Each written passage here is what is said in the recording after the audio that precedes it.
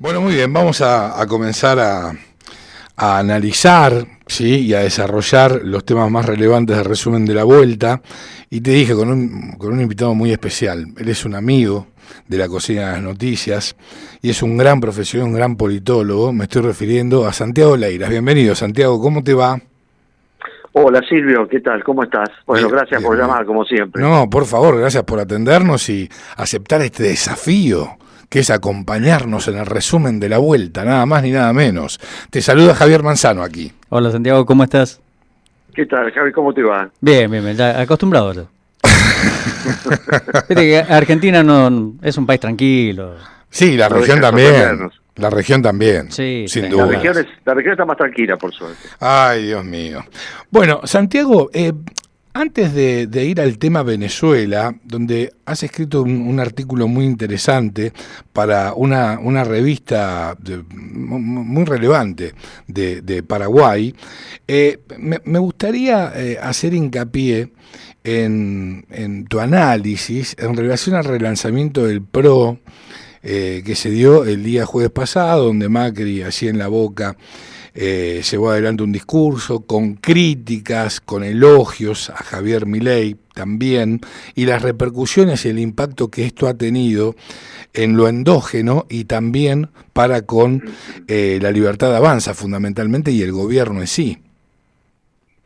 Sí, mira, yo creo que el acto confirma, me parece, algo que yo siento hace mucho tiempo, ¿no? Que es Mauricio Macri sabe lo compleja que es la situación del PRO en este momento, ¿no? Y pensémoslo de esta manera.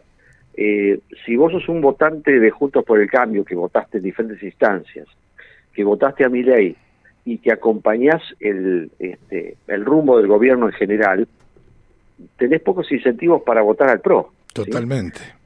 ¿Sí? Es como, acá se dieron vuelta los papeles. ¿En qué sentido? ¿Viste?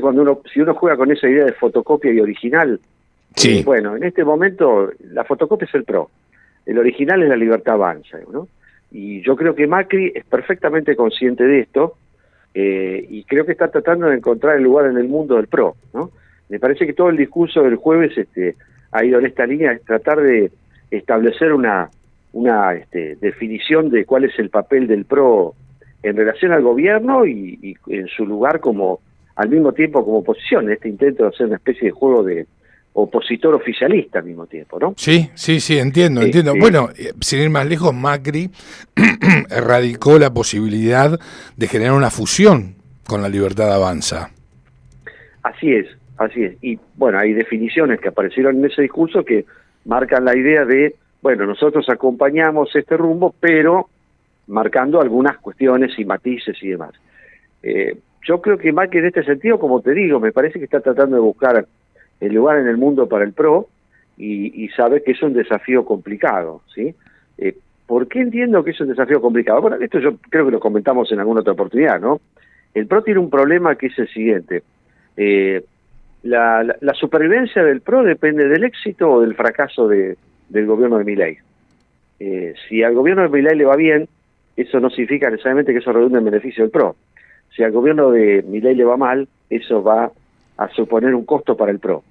Entonces, me parece que Macri ha tomado conciencia de esta situación y, bueno, me parece intentando relanzar la marca y tratar de encontrarle un lugar en el mundo a una marca que, bueno, en definitiva es parte de un sistema político que en buena medida fue derrotado por el propio Milei, digamos, ¿no? Sí, seguro, seguro. Creo que Patricia Bullrich entiende esto, creo que mejor todavía, y ha decidido directamente renunciar a cualquier idea de oposición y alentar la idea de la fusión, ¿no es cierto?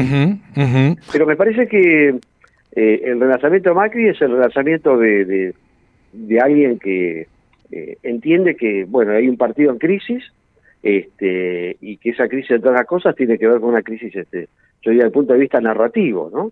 Es decir, va a ver cuál es el sentido y qué lugar ocupa el PRO dentro del sistema político argentino, ¿no es cierto? Y me parece que lo tiene bastante difícil. Creo que lo tiene bastante difícil, digamos, ¿no? A mí me gustaría quedarme... Sea en el éxito o en el fracaso. No, seguro, por supuesto. A mí me gustaría quedarme con dos fragmentos de la locución de Mauricio Macri. Uno criticando fuertemente, sin mencionarlos, a Karina Milei y a Santiago Caputo. Es una crítica muy importante. De alguna manera lo que él sostenía era que tanto Santiago Caputo como Karina Milei impedían, ¿sí?, el acercamiento por parte del PRO para con Javier Milei, si mal yo no leí. Y por otra parte, también critica duramente al gobierno de Milei cuando él dice no entender cómo puede ser que haya distintos organismos, ¿sí?, manejados por el masismo dentro del espacio del gobierno. Sí, bien. Mira, la primera, voy a contar una anécdota remitiéndome a los años 70. Revista El Descamisado, Juventud Peronista, Montoneros. Sí. Vamos a tener una reunión con el general Perón y vamos a romper el cerco que está alrededor del general. ¿Quién lo recibe con el general a los montoneros? José López Rega. Bueno, claro. Bien. Es decir, ahí tenés un tema que es la cuestión de los entornos, ya es una vieja cuestión, me parece. En definitiva, cualquier presidente o líder político tiene de alguna manera el entorno que él desea tener, digamos, ¿no? y me parece a mí que esta crítica de Macri, en definitiva, hay que pensarla como una crítica al propio Milei también, ¿no? Sí, por supuesto. Obviamente con sordina y matizada en términos de, no es Javier, es el entorno, pero la crítica claramente es una crítica, me parece, al propio presidente. Porque quien maneja el entorno no es nada más y nada menos que el presidente. Sí, porque en definitiva esa idea de que los presidentes son entornados o son manipulados, me parece que es un viejo mito que en general no hay elementos que lo respalden, digamos. Ni en este caso, ni en aquel que yo decía de los años 70. Si Perón tenía el entorno que quería tener y tuvo a los interlocutores que quiso tener, ¿no es cierto? Esto un poco viejo respecto a la vieja cuestión de los entornos y demás. Y respecto al otro que decías, que rescatabas del discurso de Macri sobre la cuestión de la presencia de funcionarios masistas en el gobierno. A ver, yo tengo dos posibles explicaciones.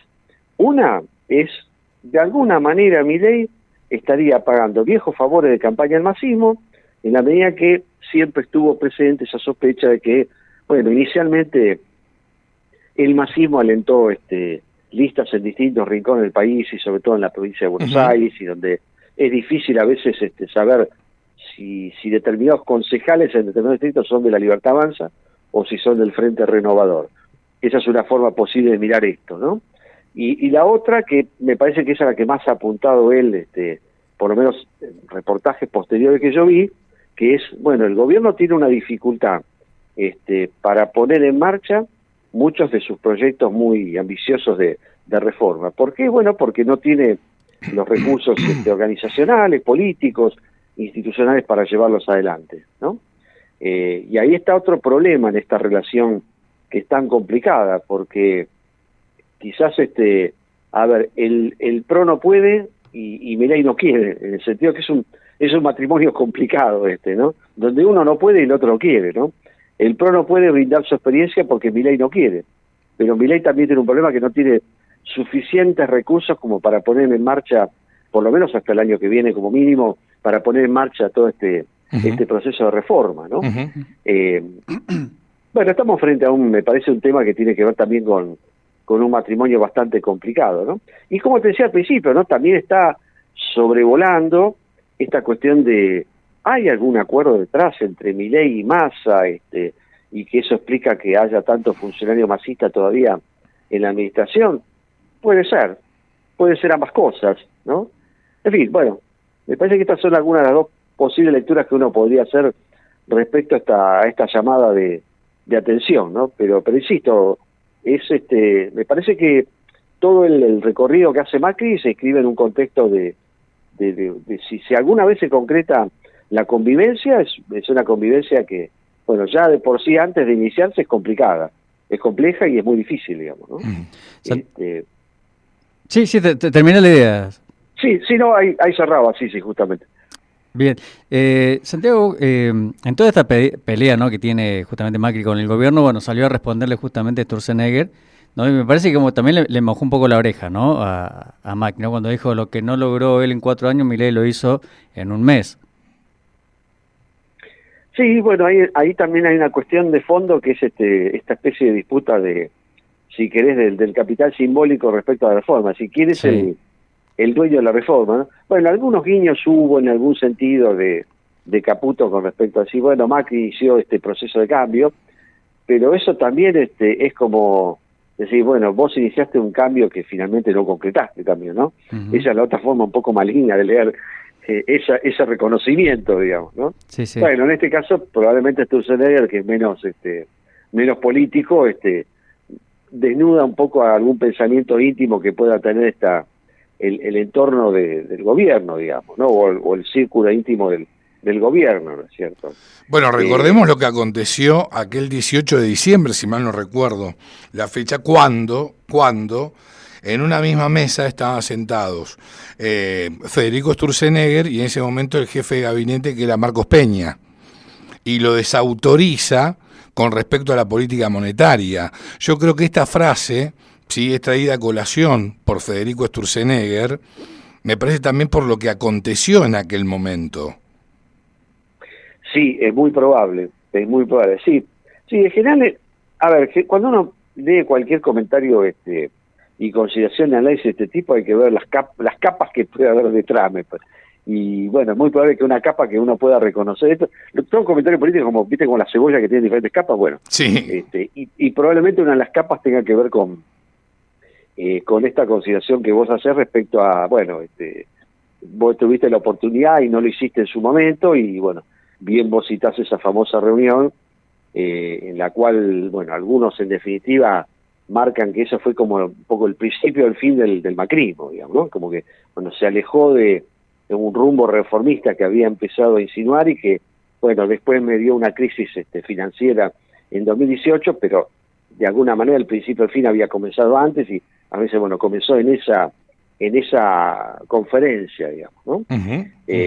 Pero bueno, ahí, digo, todo este tipo de consideraciones me parece que son interesantes para hablar en función me parece esta cuestión de diferentes capas, digamos, ¿no? Sí, sin lugar a dudas, sin lugar a dudas. Ahora, partiendo de la idea que en general ninguna opinión es buena o mala, ¿no? No, totalmente. Más o menos interesadas. Sí, digamos, ¿no? sí, exacto. Ahora, vos ni peores ni mejores, digamos. No, totalmente. Pero vos fijate, también vinculado esto a este contrapunto entre el PRO y la... Yo no lo llamaría pelea, lo llamaría contrapunto, ¿sí? Macri va a impulsar en el Congreso una agenda propia que es distinta a las prioridades que tiene el gobierno de Milei. Es todo un tema, ¿no es cierto? Sí, bueno, ahí vuelvo un poquito a lo que comentaba al principio, ¿no? Sí, evidentemente hay una especie de intento por parte del PRO de encontrar su lugar en el planeta, sistema político argentino, ¿no es cierto? Y me parece que, bueno, el tratar de plantear una agenda diferenciada es un intento de, digamos, jugar esta especie de rol de oficialismo opositor, ¿no es cierto? Yo supongo que cuando pensás en esto, pensás en el tema de la Corte, sí, y obviamente. Estás pensando en el hijo, por ejemplo, o en el tema de la oposición de Macri, la designación del hijo, para poner un ejemplo, ¿no es cierto? Bueno, insisto un poco en este punto, ¿no? Que es, el PRO está tratando de encontrar ese lugar en el planeta Tierra de la política argentina, y creo que lo hace en medio de importantes dificultades, en la medida en que es probable que en esto, y comillas, ¿no? Esto es probable que tenga razón, entre comas, ¿no? Es probable que Patricia Bullrich tenga razón. Una parte importante de los electores del PRO se hayan ido a la Libertad Avanza ya. ¿Sí? Sí, pero a mí no me cabe duda, ¿eh? En eso creo que tiene, me parece que tiene claro Bullrich lo que está sucediendo. Macri también, pero bueno, creo que probablemente compartiendo ambos este diagnóstico, plantean juegos distintos. Patricia Bullrich directamente dice, bueno, yo me sumo a esto, me sumo a este tren, y desde ahí planteo esta cuestión de pensar en la idea de algún tipo de fusión y ver qué es lo que me toca a mí en el medio de la fusión de las compañías, ¿no es cierto? Macri, bueno, trata de defender en definitiva lo que es su herencia y su legado, que es un partido político que empezó como una organización de tipo vecinal, como una especie de mezcla entre una ONG y un partido vecinal, como empezó allá por el 2003, se transformó en un partido nacional, y lo que está en riesgo es justamente ese papel del PRO como partido nacional, ¿no? Creo que, bueno, este es el desafío, ¿no es cierto? Y probablemente el 2025 nos va a dar una buena pauta de cómo esto se termine de perfilar. Por supuesto que también teniendo en cuenta a ver cómo siga el tema del rumbo de la economía. No, por supuesto. A mí me gustaría que más que pensar en el 2025, que se pongan a pensar en el aquí y ahora, ¿no es cierto? Sí. Además, estamos hablando de 2025 y bueno, es como hablar del 2050 para un contexto como el argentino. Sí, exactamente. Pero suponiendo, digamos, como dicen los economistas, aplicando cláusulas ceteris paribus, suponiendo que la economía siga cierto curso de normalización, bueno, podemos especular respecto al futuro de la Libertad Avanza y al propio futuro del PRO en este caso, ¿no? Bien. Las perspectivas no son alentadoras en ninguno de los dos escenarios. No, bajo ni el de fracaso ni el de éxito. Sí, exactamente. Bien, pasamos a otro de los temas que creo yo fue el tema del fin de semana, sin lugar a dudas, que tuvo que ver con la exposición de Cristina Kirchner en este curso que organizó el partido de AMLO, de Andrés Manuel López Obrador en México, donde así la señora de Kirchner cerró la actividad que se denominaba, o el leitmotiv era Realidad Política y Electoral de América Latina. A ver, ¿cuáles son los puntos que destacás de este discurso de Cristina Fernández de Kirchner?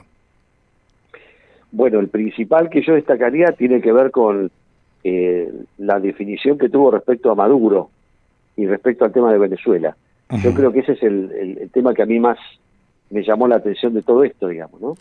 Con una especie de contorsión discursiva bastante interesante que ahora paso a comentar, que es, ella plantea una cuestión que es, en aras de la transparencia electoral, se suma a una posición que han planteado los gobiernos de izquierda de Brasil, Colombia y México. Y pide el tema del recuento de las actas y demás, ¿no? Igual lo hace con una paciencia bastante prolongada, porque se tomó su tiempo para que junte las actas y que a ver si podés convalidar el resultado. Más de una semana y no están las actas todavía oficiales. Más de una semana no están las actas, pero bueno, mostrando una especie de paciencia estratégica detrás, pero lo más interesante de esa exhortación, además de sumarse a la posición de Brasil, de Colombia y de México, es en nombre del legado de Chávez, por favor, pedimos que haya el recuento de actas, ¿no? Y en esta idea de separar a Chávez de Maduro. ¿no? lo cual son imposibles de cindir. Sí. Yo en redes sociales empecé a buscar el otro día el viejo video de la actitud de Chávez cuando fue derrotado en el referéndum aquel de 2007. Perdón. Sí. Le cuento un poco a tus oyentes. En el año 2007, un referéndum para reformar la Constitución, que ya habían reformado en el año 99, que reformaban 67 artículos. Déjame contar esto, porque además tiene algunos ribetes que son pintorescos. Sí, por favor. Mirá, la convocatoria era tan complicada que tuvieron que plantearle 2 preguntas distintas para que los ciudadanos respondieran y que dijeran si estaban de acuerdo por sí o por no. Entonces vos tenías una pregunta en la cual te preguntabas si estabas de acuerdo o no por 32 artículos, y en una segunda pregunta por los otros 35 restantes. Bueno, esa es la parte pintoresca. Lo que había de fondo una cuestión que era el artículo 230 que tiene esa Constitución, que hasta ese momento no establecía el tema de la reelección indefinida. Chávez pierde esa elección, ¿sí? La pierde por un margen muy escaso, y tiene una, yo diría, muy madura, madura hablando, haciendo juego de palabras, actitud que fue decirle a la oposición, ustedes quédense, cito textual, con esta victoria de mierda, ¿no? A colofón de esto, a renglón seguido, ¿qué pasó? 15 meses después se convocó a un referéndum para proponer a la ciudadanía si se modificaba o no, esta vez ya sin todo el decorativo detrás de los otros 60 artículos, si se modificaba o no el 230 y si la ciudadanía aceptaba la posibilidad de la reelección indefinida. Bueno, finalmente la ciudadanía lo aceptó. Ahí me dio otra cosa que fue, bueno, Chávez ofreció el incentivo a los actores para que, bueno, no solamente fuera el presidente el que tuviera la posibilidad de la reelección indefinida, sino además todos los titulares de cargos ejecutivos en todos los ámbitos a nivel nacional, subnacional, municipal. Con lo cual, bueno, obviamente todo el mundo compró, digamos, ¿no? Con lo cual, finalmente la iniciativa se llevó a cabo. Se aprobó, salió, y eso le permitió después a Chávez, antes de morir, poder ser electo por tercera vez, ¿no? ¿Por qué venía un poco a cuento de todo esto? Bueno, esto venía a cuento de decir, bueno, en definitiva, Maduro es una especie de etapa, podríamos decir, de profundización y de radicalización de lo que fue el chavismo, digamos, ¿no? Y por supuesto. Yo diría, parafraseando aquel famoso libro de Lenin, te diría, el madurismo es la fase superior del chavismo, ¿no? Claro. Sí, Maduro no estaría acá si no se hubiese enfermado Chávez tampoco.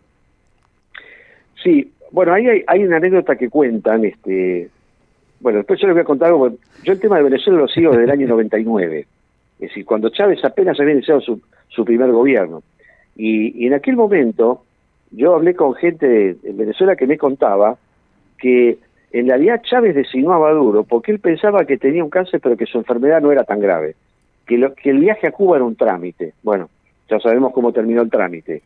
Él designó a alguien que pensaba que era alguien leal, de pocas luces, y que lo iba de alguna manera a sustituir en esa transición donde él iba a ser tratado en Cuba y que él pronto iba a estar de vuelta en Caracas. Bueno, esto no sucedió.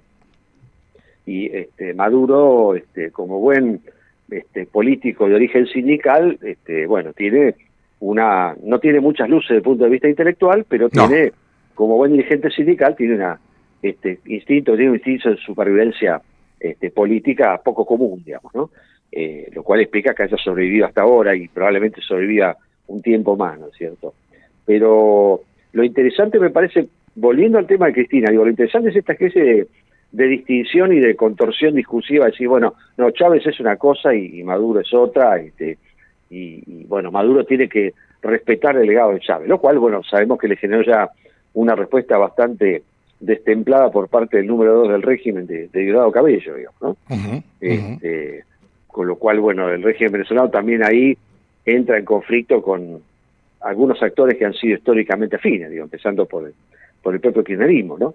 Pero me parece que este es un punto que yo sobre todo puse especial atención porque creo que tiene que ver con una ruptura bastante tardía del silencio por parte de Cristina Kirchner y tratando de encontrar una especie de nicho discursivo, digamos, o de brecha discursiva como para criticar a Maduro, pero sin criticar a la revolución bolivariana, digamos, ¿no? Bueno, una contorsión bastante complicada por lo pronto, ¿no?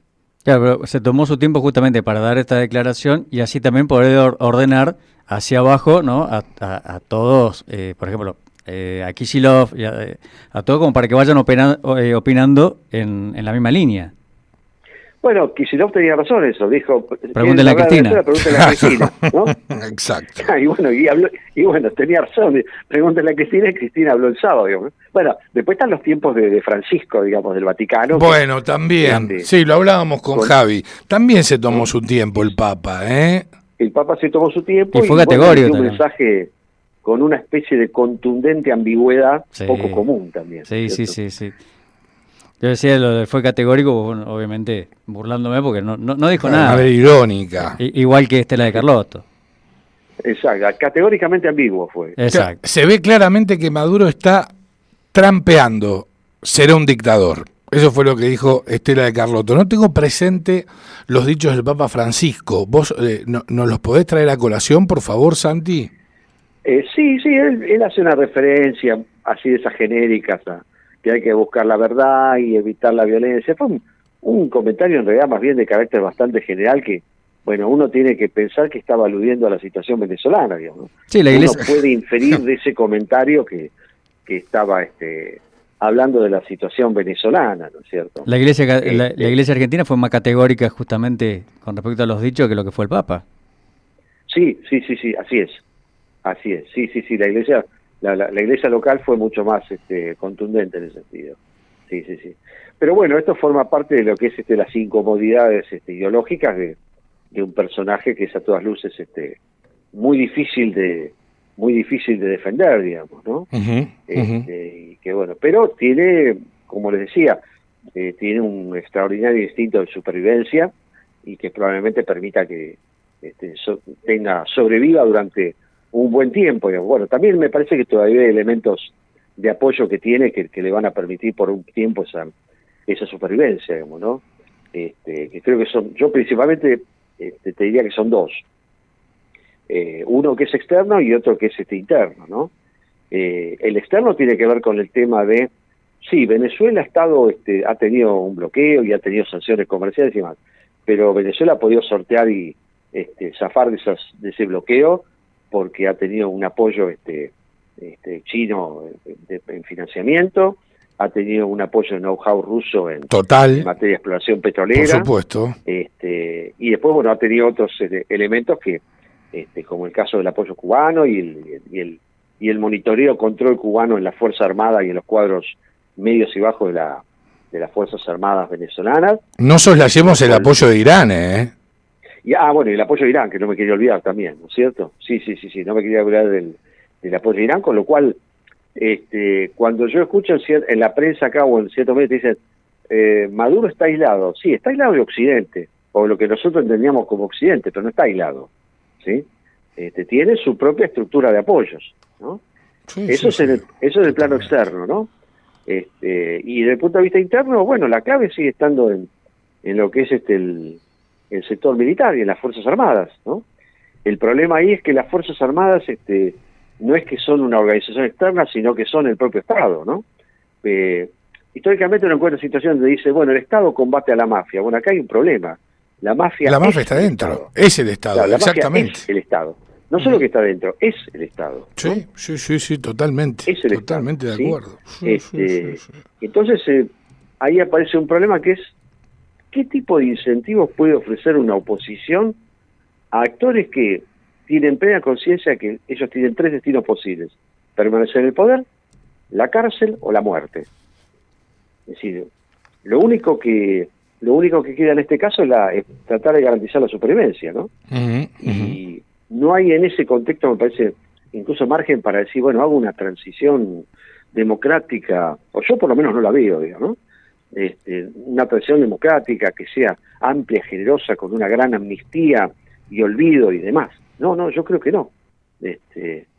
Porque ellos entienden, en definitiva, la Fuerza Armada entiende que los únicos que pueden garantizar su impunidad son ellos mismos.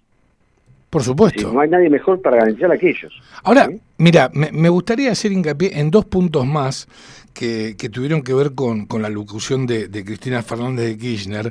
A mí me llama la atención, bueno, el desconocimiento histórico de Cristina Fernández de Kirchner no me llama la atención en lo más mínimo, como en lo que tiene que ver con la economía. Pero ella hizo referencia a que está totalmente en contra posición a lo que tiene que ver con la injerencia de otros países en asuntos internos, en este caso de Venezuela. Pero ¿y por qué digo desconocimiento? Porque cuando existe una dictadura, violaciones sistemáticas a los derechos humanos, asesinatos, ¿sí? Políticos proscriptos, más de 1000 detenciones, la injerencia internacional en los asuntos de Venezuela se puede dar sin ningún tipo de problemática. Bueno, yo mientras te escuchaba pensaba, bueno, si hubiéramos aplicado ese principio no para la dictadura militar, estaríamos todavía con Videla, los hijos de Videla y los nietos de Videla, digamos, ¿no? Por supuesto. Es decir, a ver, el principio vale como principio general, pero como cualquier principio general también tiene que atender situaciones de carácter excepcional, ¿no es cierto? Y esta es una, ¿no?